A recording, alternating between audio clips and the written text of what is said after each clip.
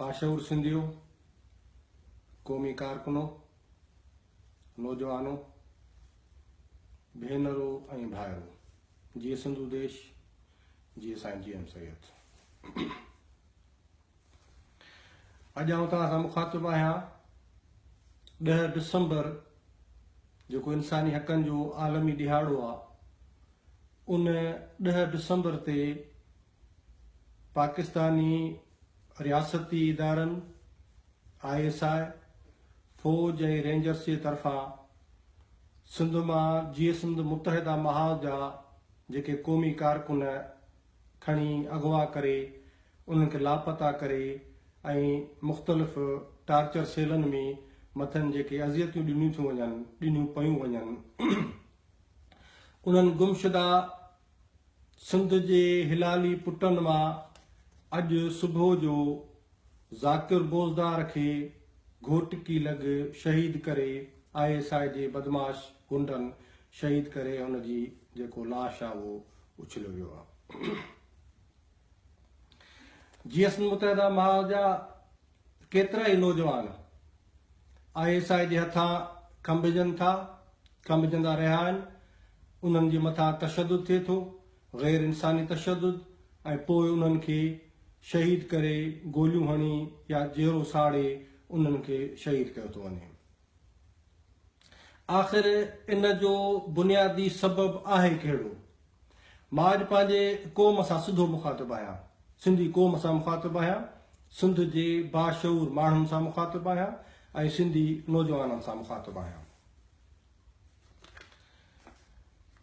जीअं सिंध मुतहदा महाज बुनियादी तरह सिंध जे तारीख़ी फ़र्ज़ खे पंहिंजी अवलीन ज़िम्मेदारी सम्झंदे क़बूल कंदे सिंध जे क़ौमी मफ़ादनि, क़ौमी हक़नि ऐं क़ौमी आज़ादीअ जे लाइ जदोजहद जो जेको बुनियादु विधो आहे, जेको अमल शुरू कयो आहे, उन खां पोइ जीअं सिंध मुतहदा महाज जे ख़िलाफ़ रियासत जूं इहे कारवायूं, रियासत जी इहा सफ़ाकी, रियासत जी इहा दरिंदगी, बदमाशी ऐं रियासती दहशतगर्दी सिंध जे क़ौमी तहरीक जे ख़िलाफ़ शुरू कई वई आहे।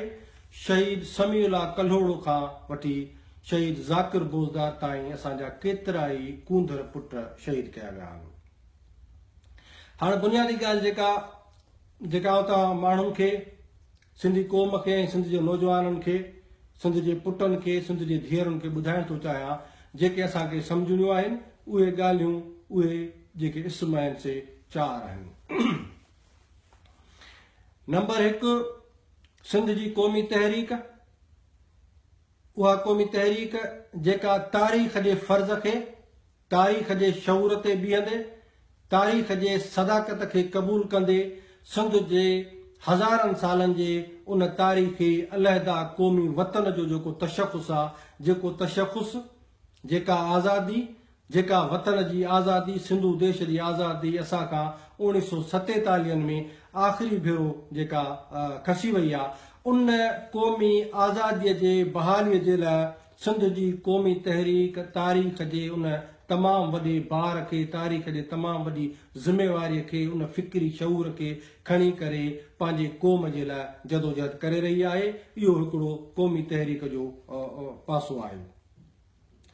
नंबर 2, त दुनिया जे अंदरि जिते बि क़ौमी तहरीकूं जदोजहद कंदियूं आहिनि, क़ौमी इनकलाब ईंदा आहिनि, क़ौमी आज़ादी हुजे या तबक़ाती ज़िलत जो ख़ात्मो हुजे, कंहिं बि इनकलाब जी बुनियादी चाबी जेका आहे, बुनियादी जेका सघ आहे, बुनियादी जेको अमल ऐं ज़रूरत आहे, उहा उते जे क़ौम जे मजमूई अवाम जे हवाले हूंदी आहे। यानी का बि क़ौम जॾहिं मजमूई तरह पंहिंजे जदोजहद ते, पंहिंजे क़ौमी मफ़ादनि ते, पंहिंजे तबक़ाती ज़िलत जे ख़ात्मे जे लाइ, पंहिंजे क़ौमी ग़ुलामीअ जे ख़ात्मे जे लाइ जॾहिं उथी बीहंदी आहे, त उन इनकलाब जूं चाबियूं, उन इनकलाब जी कुंजी, उन इनकलाब जी सघ उन क़ौम जो मजमूई अवाम ऐं मजमूई उहा क़ौम हूंदी आहे।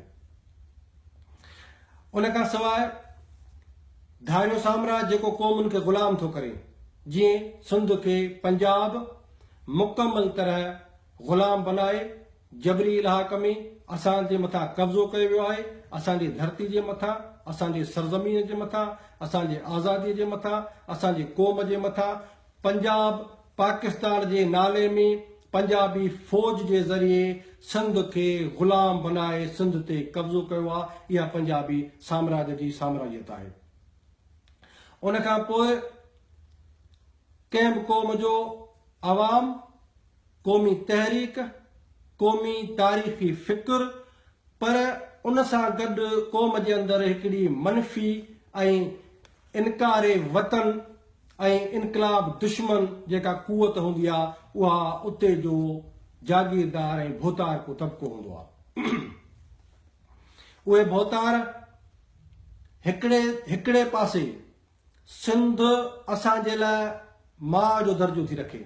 सिंध असांजो मादरी वतन आहे। असां सिंध खे पंहिंजो वतन सम्झूं था।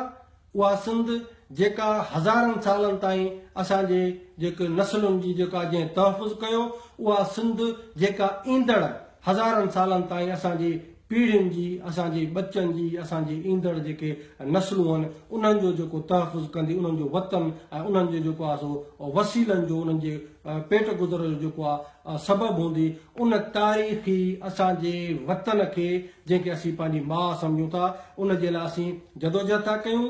ॿिए तरफ़ वॾेरा, भोतार, जागीरदार, इहो वॾेर को क्लास सिंध खे महज़ सिंध असेंबलीअ जो ऐं उन वफ़ाक़ी असेंबलीअ जे लाइ सिर्फ़ु तक जी हैसियत में सम्झे थो। उहो सम्झनि था त सिंध हिकिड़ो तक आहे जिते बीही असीं खटे वेंदासीं असेंबलियुनि में, ऐं उते वञी करे असीं सिंध जे मजमूई क़ौमी ऐं तारीख़ी मफ़ादनि जो सौदो कंदासीं ऐं सौदो कंदा रहिया आहिनि। ऐं पीपुल्स पार्टी हुजे या आज़ाद बीठल जेके सिंध मां नुमाइंदा हुजनि, मुस्लिम लीग हुजे सिंध जी, हे भोतार हुजनि, जेके बि गादियूं हुजनि, पीर हुजनि, मीर हुजनि, इन्हनि समूरनि वटि सिंध हिकिड़ो तक आहे, हिकिड़ो प्लाट आहे जेके सिंध खे विकिणनि था, बार बार विकिणनि था, बार बार विकिणनि था ऐं हर बार विकिणनि था। जॾहिं त जीअं सिंध मुतहदा महाज़ उन सिंध खे पंहिंजो वतन सम्झे थी, पंहिंजी माउ सम्झे थी, पंहिंजी धरती माता सम्झंदे उन जे लाइ असीं जदोजहद था कयूं।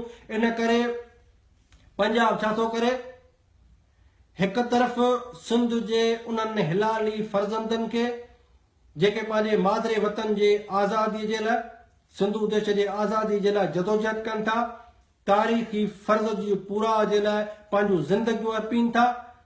हिकु तरफ़ इहा जदोजहद आहे। ॿिए तरफ़ पंजाब छा थो करे त उन्हनि फर्ज़ंदान सिंध खे, उन्हनि वतन जे पुटनि खे, उन्हनि खे अगवा करे, उन्हनि खे लापता करे, तशदुद करे, उन्हनि खे शहीद करे थो ऐं उन्हनि भोतारनि जो ऐं वॾेरनि जो तहफ़ुज़ करे उन्हनि खे असेंबलियुनि में वेहारे ऐं आम माण्हूअ ते रियासत जे प्रोपेगेंडा, रियासत जी मीडिया, रियासत जो थाणो, रियासत जूं एजेंसियूं उन्हनि नाम निहाद वॾेरनि खे हिकिड़ी नकली सघ तौरु, हिकिड़ी बोगस सघ तौरु सिंधी समाज जे मथां मुसलत था कनि ऐं आम माण्हू असांजो सम्झे थो त असांजा जेके मसइला आहिनि, असांजो जेको मुसीबतूं आहिनि, उहे जेके आहिनि उन्हनि खे हे वॾेरा ई हल करे सघनि था, असेंबली में वञी हल करे सघनि था।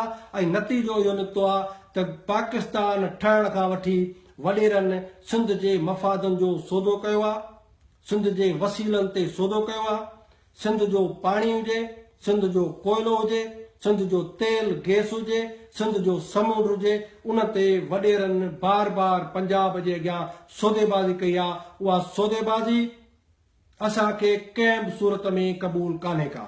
बिल्कुलु आउं चिटियरी थो चवां, बिल्कुलु सॼी क़ौम ॿुधे त सिंध जे अंदरि जीअं सिंध मुतहदा महाज जा जेके बि कारकुन, जेतिरा बि असांजा नौजवान शहीद थिया आहिनि, उन्हनि समूरनि शहीदनि जे रत जा छंडा सिंध जे इन्हनि भोतारनि पीपीअ जे वॾेरनि जे चहिरे ते, मुंहं ते लॻल आहिनि। रियासत ज़िम्मेवार आहे, ISI ज़िम्मेवार आहे, पंजाब ज़िम्मेवार आहे, बुनियादी ज़िम्मेवारी पंजाब ऐं पंजाब जे साम्राज्य चेहरे जी आहे, पर उन सां गॾु सिंध जो भोतार जो जेको दलाली वारो किरदारु आहे, इहा दलाली जेका आहे इहा सिंध जे पुटनि ऐं सिंध जे नौजवाननि जे रत में बिल्कुलु असीं उन्हनि खे अॼु क्लियर था कयूं। तारीख़ जे कटाइणे में सिंध जे वॾेरनि ऐं भोतारनि ते उहो केस ऐं उहो मुक़दमो दर्ज थो कयां मां अॼु खां पोइ, जेके बि सिंध जा नौजवान शहीद थिया आहिनि उन्हनि जे रत जो। पंजाब असां असीं निबिरी पवंदासीं। पंजाब असां मुंहिंजे पोयां जेका सघ आहे, जेका कुवत आहे, असां मुंहिंजी क़ौम आहे। ॿुधी छॾियो, सिंधी क़ौम हे पंजाबी सम्झनि था त असां शहीद ज़ाकिर बोज़दार खे शहीद कयोसीं, आशिक़ मुग़ेरीअ खे शहीद कयोसीं, या सिंध जा जेके बि क़ौमी कारकुन आहिनि उन्हनि खे शहीद करे हे सिंधी समाज खे ख़ौफ़ज़दा करण था चाहिनि।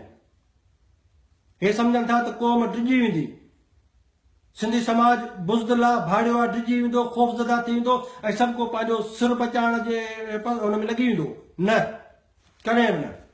क़ौमूं इन्हनि नंढड़नि वाक्यनि खां ख़ौफ़ज़दा कोन्हनि थींदियूं। क़ौमी तहरीकूं पंहिंजे नौजवाननि जे शहादतुनि ते ख़ामोशी इख़्तियार कोन कंदियूं आहिनि। असीं पंहिंजे क़ौमी आज़ादी जे जदोजहद खे जीअं कल्ह पिया असां हलायो, तीअं असां अॼु बि हलाईंदासीं, तीअं असीं सुभाणे बि हलाईंदासीं।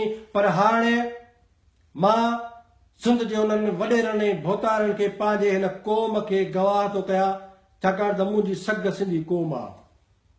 मुंहिंजी सघ, मुंहिंजी कुवत, इनकलाब जी कुवत, सिंध जे आज़ादी जी असल कुवत समूरी सिंधी क़ौम आहे। ऐं करोड़े माण्हू जेके आहिनि उन्हनि खे आउं चवां थो त पंजाबियो, असीं तव्हांजे इन्हनि लाशनि जे बावजूदि हे करोड़े अवाम जेके आहिनि से डिॼंदा कोन, ख़ौफ़ज़दा कोन थींदा। असीं उन्हनि जा नज़रियाती सियासी मुआफ़िज़ आहियूं ऐं क़ौम असांजी सघ आहे।